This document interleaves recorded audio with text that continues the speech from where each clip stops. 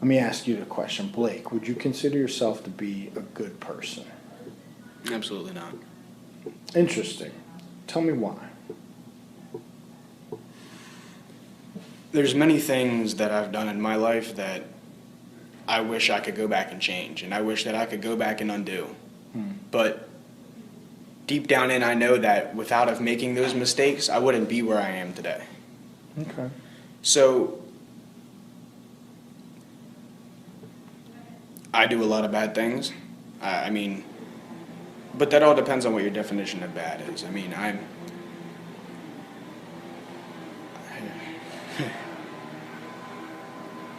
I don't oversee myself as a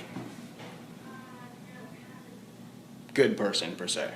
Most people, when asked that question, be like, "Yeah, I'm a good person." Most people think well of themselves. At the end of the day, they know they've done wrong, but they choose to focus on the good that they've done or the perceived good. Well, I did this, I did that, but yeah, that stuff I did over there that was not right.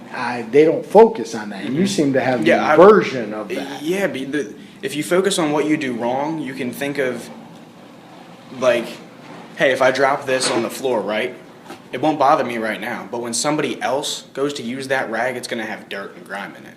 I think of that, right? I think about how it's going to make someone else feel.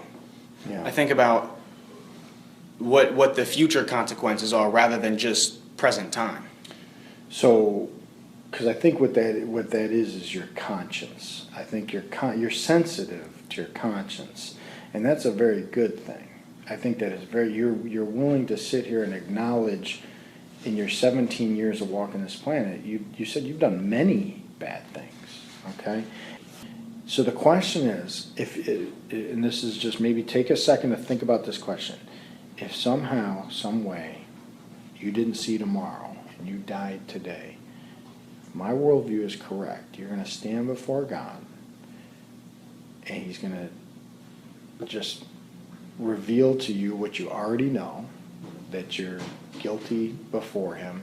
And He says, why should I forgive you? What would you say? Or what would you say to, well, you're going to be punished now, and that punishment is away from my presence forever and ever and ever. What would you say in that moment? Let's say that was to happen today. What kind of response would you have to Him?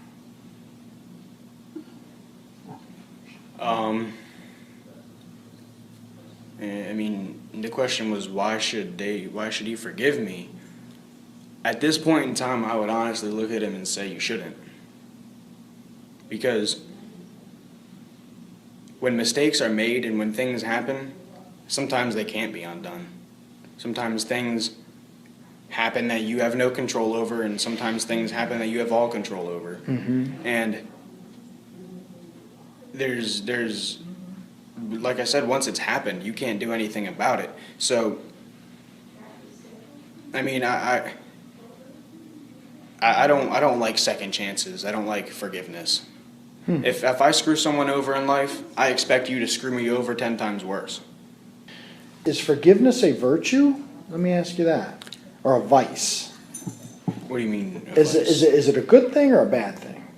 If you screw me over, Blake, my response to you, man, is I forgive you. I've been forgiven so much. I stand willing to forgive you. Is that a flaw within me? Should I? You think? Yeah. Because I should eye for an eye. Yeah. Or even, as you said, 10 times worse. Yeah.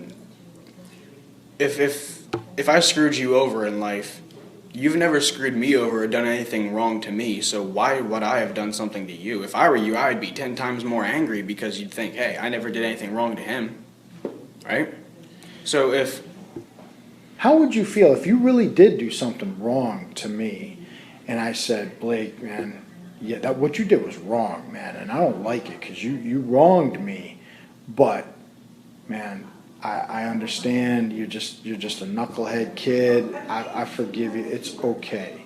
That should do something in your heart. I think that would be like that was nice. I don't think the response should be, man, he's a fool for forgiving me. He ought to punch me in the mouth.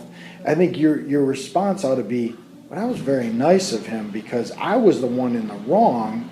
but he showed kindness to me.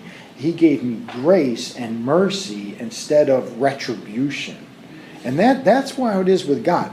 If I'm right, Blake, you don't want to stand before God and say, ha, wow, Christianity is true. You are the God of the Bible, Father, Son, Spirit. That dude at that Living Water Church was right. Mm-hmm.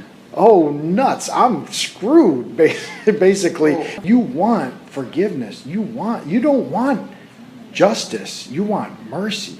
Why should I let people that I've hurt and betrayed be okay with it? Why? You're not in the position to it's up to them. Agreed, but it would make me feel some sort of way. It should soften your heart, shouldn't it? Yeah, and it should break your heart that you screwed them and they didn't screw you back. That's the world we live in, Blake, is that you, eye for an eye, you do me, I'm going to come hard against you. That's not how God operates. That's not Jesus. Jesus, they put him, you have a cross around your neck.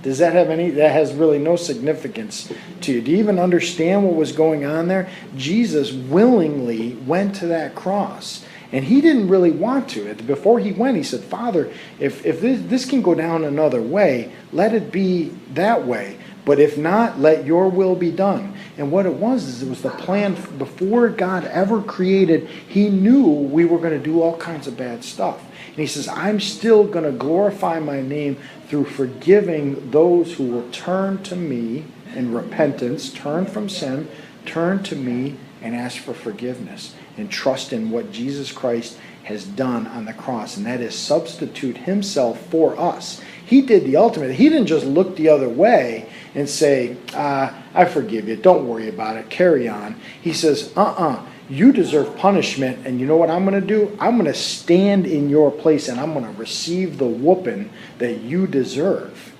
That is mind-blowing. Now, you're shaking your head no. Because it is mind-blowing. It's insane that... But it's insanely good, though. That's... It sounds almost too good to be true. That's what makes it good news, man. That's what we've come full circle to the gospel. That is the good news.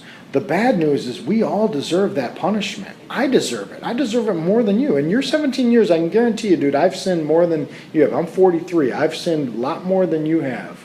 And I deserve God's wrath to be poured out on me. I'm telling you, trust me. And the fact of the matter is, so do you, and you acknowledge that. The difference is, who's better off? I am better off because my sins were dealt with. They were taken care of on that cross.